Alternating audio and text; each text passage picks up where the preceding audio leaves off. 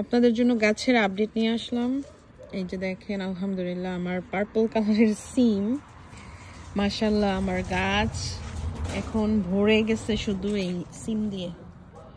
মানে করলা পারলাম একটা।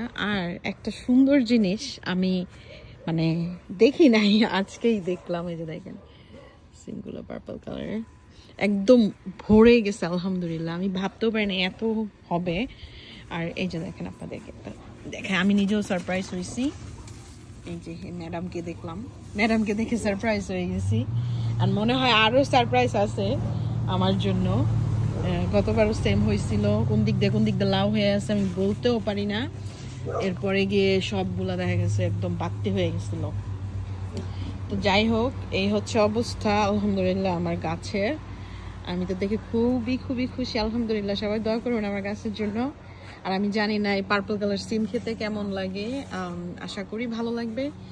আমি খুব টেনশনে আছি যে এই সিম খেতে আসলে কেমন লাগে। আমি ভাবছি সবুজের জায়গায় হয়েছে পার্পল। আমার ফেভারিট কালার, তো এই জন্য মনে হয়ে গেছে। যাই হোক, দোয়া করবেন সব আমার গাছের জন্য।